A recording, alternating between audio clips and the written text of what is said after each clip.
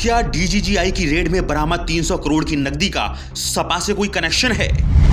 क्या समाजवादी पार्टी के प्रचार के लिए इस रकम का इस्तेमाल किया जा रहा था? क्या कानपुर और कन्नौज से अखिलेश के तार जुड़े हैं? क्या सपा के नेताओं के यहां पड़ी आईटी की रेड और पीयूष जैन के यहां से हुई बरामदगी का कोई कनेक्शन है? इस तरह के कई सवाल इस वक्त सियासी फिजाओं में उठ रहे हैं। 7 दिनों से पीयूष जैन के कानपुर और कन्नौज के घरों में लगातार जारी रेड के बाद नगद करेंसी, सोना, चांदी और हीरे के जेवरात या फिर कहीं बड़ा जखीरा मिलने का सिलसिला लगातार जारी है। ताबड़तोड़ पड़ रही इनकम टैक्स और जीएसटी की रेड का चुनावी कनेक्शन खंगाल रहे लोगों के लिए एक बड़ा खुलासा है। जो लोग इन रेड को चुनावी चश्मे से देखकर जोड़ रहे हैं, उसका भले ही कोई सबूत ना हो, लेकिन इसके व्यापक सबूत एजेंसियों के पास मौजूद हैं।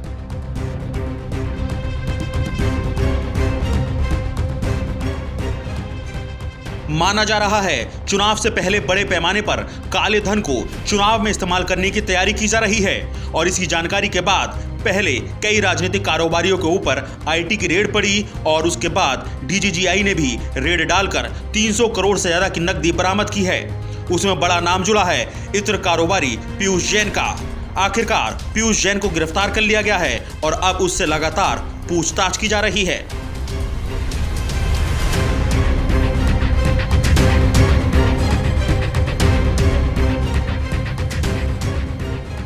इत्र कारोबारी पीयूष जैन के यहां डीजीजीआई की रेड क्या पड़ी, मानो सियासी भूचाल आ गया। बीजेपी ने समाजवादी पार्टी से कारोबारी का रिश्ता जोड़ अखिलेश को कटघरे में खड़ा किया तो अखिलेश ने भी कारोबारी के भाजपाई होने का दम भर दिया। बस फिर क्या था, समाजवादी इत्र और आईटी रेड को दिखाते हुए मीम की तो मानो बारसी आ गई। लेकिन इन आरोप प्रत्यारोप के बीच सवाल अब भी बरकरार है कि आखिर एक कारोबारी के पास इतनी नकदी आई कहां से। इत्र कारोबारी पीयूष जैन का अतीत खंगाला जाए तो आज भी पीयूष जैन कन्नौज में स्कूटर पर चलता था और जीएसटी सोर्सेज से मिली जानकारी के मुताबिक पीयूष जैन इत्र का इतना बड़ा कारोबारी नहीं था। उसकी इतनी बड़ी हैसियत नहीं थी कि उसके पास से सैकड़ों करोड़ की नकदी बरामद हो। जाहिर तौर पर जिस तरह से नोटों की गड्डियां लगाकर कारखानों में रखी गई थी, इतना ही नहीं, पीयूष जैन के कन्नौज के घर से 15 किलो सोना और 65 किलो चांदी की सिल्लियां भी बरामद हुई हैं। उससे साफ जाहिर होता है कि इस करेंसी को अलग अलग जगह पर पहुंचाने की तैयारी थी।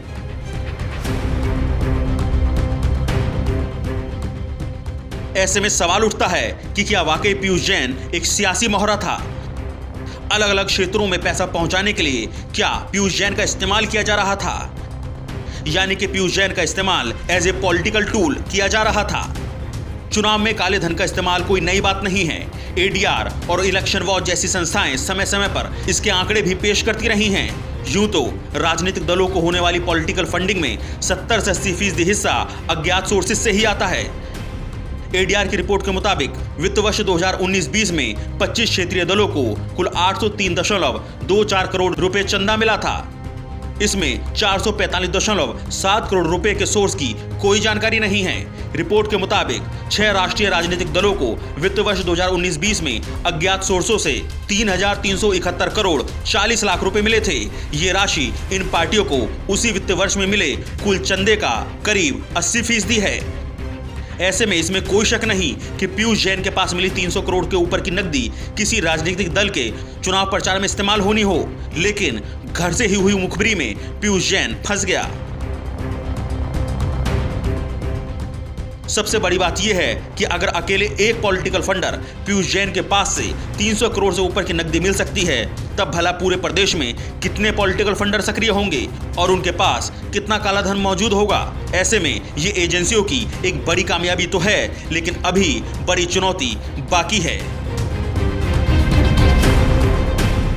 अस्तित्व न्यूज के लिए परवीन तिवारी की रिपोर्ट।